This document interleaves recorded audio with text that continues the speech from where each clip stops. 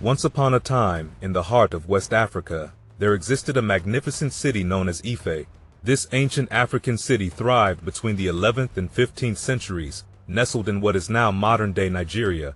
Ife wasn't just a city, it was the beating heart of the Yoruba kingdom, a center of trade, culture, and spirituality. Picture this, the bustling city of Ife, with its roots dating back to around 500 CE when the Yoruba people, speakers of the Kwa language, founded it. However, it wasn't until the early 2nd millennium CE that Ife truly flourished. The city controlled the rainforest to the west of the river Niger Delta, playing a crucial role in the rich tapestry of West African kingdoms. But Ife wasn't just a city, it was a place of creation for the Yoruba people. According to their beliefs, Ife was where the gods descended from heaven, led by the creator god Oduduwa. It was here that Oduduwa separated earth from water and breathed life into all living creatures. His children were sent forth to rule over 12 cities, becoming the first kings and queens. The first divine ruler of Ife was Oni, whose name fittingly means king. As we dig into the archaeological wonders of Ife, we uncover interruptions in its occupation, leaving behind a mystery about its early cultural practices. The king of Ife was not just a political leader, he also held the mantle of the city's religious authority. Ife's religious practices were a blend of animism, fetishism, and ancestor worship. Sacrifices and offerings were made to both gods and ancestors, reflecting a belief that a person's character, known as Iwa, was a manifestation of their inner energy, called Ahaz. The energy, believed to reside primarily within a person's head, became a focal point of ancient Ife art. The brass heads of Ife, famous for their masterful craftsmanship, may represent rulers, gods, revered ancestors, or have served some religious purpose. The intricate sculptures often covered the mouths, or even the entire faces of powerful figures, symbolizing the need to protect against the potentially dangerous energy they possessed. And the details of Ife's state apparatus and its territorial control remain shrouded in mystery, much like the city itself. What we do know is that Ife's prosperity may have been fueled by advanced iron smelting technology. This technological marvel produced iron tools like hoes, enabling bountiful harvests of okra, yams, dates, palm oil, and fish. These precious goods became the currency of trade with neighboring kingdoms. Kola nuts, pepper, gold, ivory, and even slaves made their way northwards, connecting Ife to the camel caravan trade routes across the Sahara. As the treasures of Ife traversed the Sahara, the city became indirectly linked to distant cities like Tripoli on the Mediterranean coast. Salt from the Sahara and luxury items like swords, copper, brass, jewelry, perfumes, and horses flowed back in return, enhancing the opulence of the Ife elite who controlled this trade.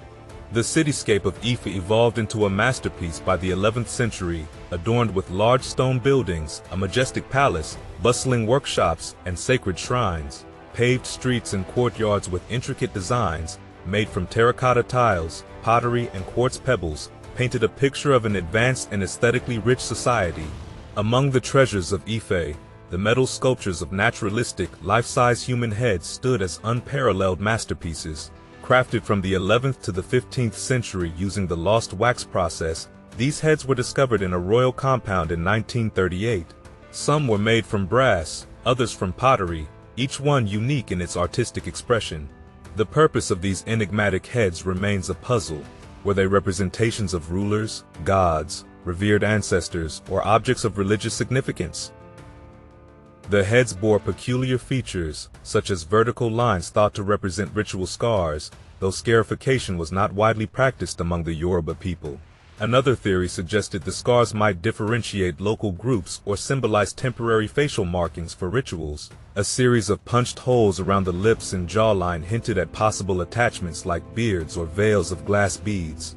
One extraordinary piece in the artistic tapestry of Ife was a bronze figure of a standing chief, dated to the 14th century.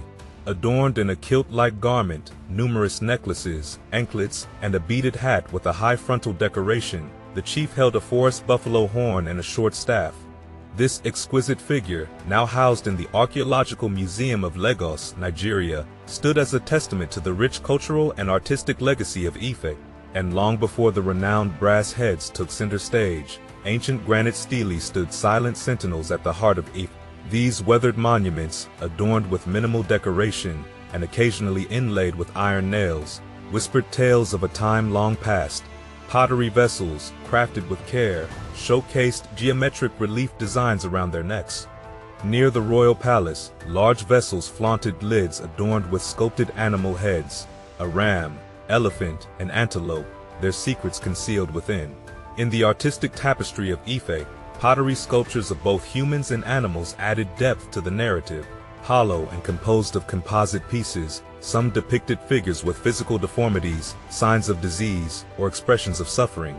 Strangely, these figures, unearthed from a shrine, were buried as if they were the remains of living beings. Another intriguing creation that emerged from the skilled hands of Ife craftsmen was the sculpted brass torques. These intricately carved pieces, possibly worn around the necks of the brass heads, portrayed scenes of human sacrifice and rituals, providing a glimpse into the perceived power of the rulers who wore them. Glass beads, either locally produced or imported and reworked, adorned the city in great quantities. Among the impressive outputs of Ife's craftsmen were ceremonial stools, painstakingly carved from single blocks of quartz. The hardness of this mineral presented a formidable challenge, yet the craftsmen exhibited boundless ambition, demonstrating their mastery in working with diverse materials. As the chapters of Ife's artistic saga unfolded, its influence reached beyond its borders. The sculptures of Ife likely played a role in shaping the artistic legacy of the Kingdom of Benin, a neighboring realm largely composed of the Yoruba people. In Benin's oral traditions, it was said that a master craftsman sent by the King of Ife imparted sculptural skills, fostering points of similarity in the art of the two cultures, such as the frequent representation of snakes.